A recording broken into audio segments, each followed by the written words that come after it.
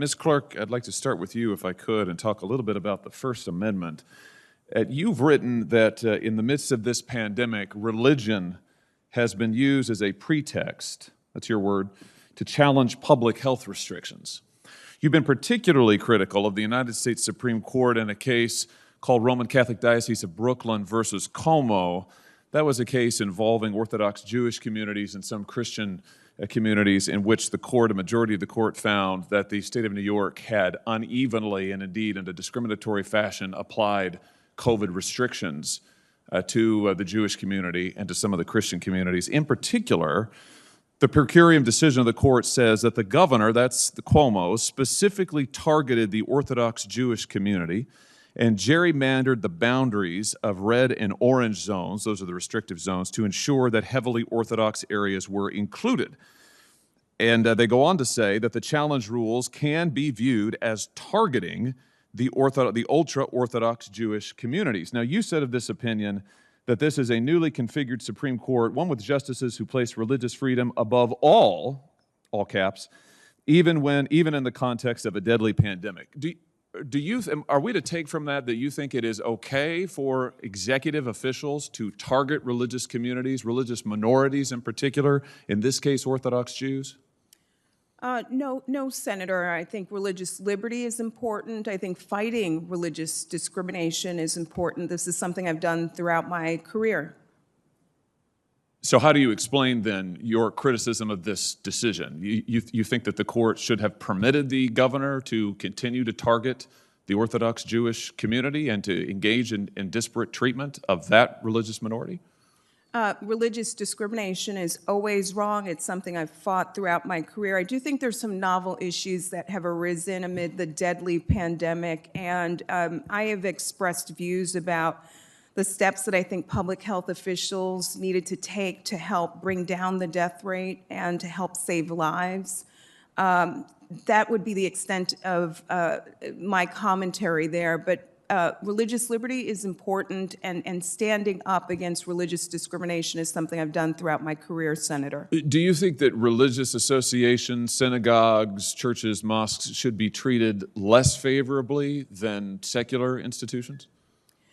The Civil Rights Division has in its arsenal a number of tools. The Church Arson Prevention Act, the Religious Land Use and Institutionalized Persons Act, to ensure actually that churches and houses of worship are not subject to discrimination. This is work I've done throughout my career and that I would look forward to doing if confirmed to this role. Well, you're absolutely right about DOJ's authorities there, and that's why your views concern me. In this same opinion that you so sharply criticized, the court found that in one of the zones designated by Como, a synagogue or church may not admit more than 10 persons. However, other businesses like acupuncture facilities, campgrounds, garages, things like plants manufacturing chemicals, microelectronics, and all transportation facilities could admit as many people as they wanted. In another zone, attendance to houses of worship was limited to 25 people, and yet the businesses in that zone could decide for themselves how many people to admit.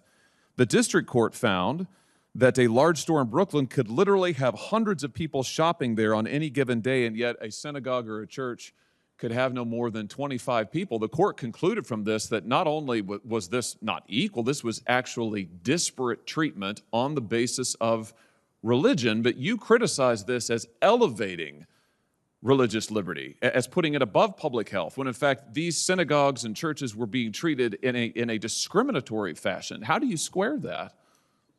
My focus on the case was on the very surface issue about how do we protect lives amid a deadly pandemic. I ran a religious rights unit at the New York Attorney General's office. I know about religious discrimination and have fought it throughout my career. I've stood up to neo-Nazis. I've spoken out when we've seen attacks on our houses of worship. And Senator, you have my commitment that if confirmed to the role, I will continue to do just that. Stand up for religious liberty and fight religious discrimination at every turn.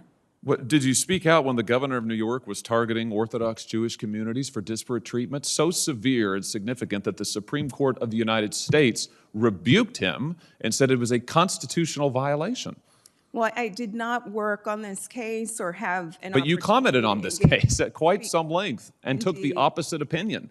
Well, not at length, but I was very concerned Well, I about have the tweets here. I mean, we can have them entered into the record. Well, I was very concerned about the pandemic and very concerned about figuring out what are the steps officials need to take to save lives. But throughout my career, I have stood up for religious liberty and fought religious discrimination, and will continue to do that if confirmed to the role, Senator. My time has expired. I would just say in closing, Ms. Clarke, I would hope that you'd be concerned about the Constitution of the United States, which does not disappear during a pandemic or when some elected executive wants it to disappear, particularly if you are a religious minority. Thank you, Mr. Chairman.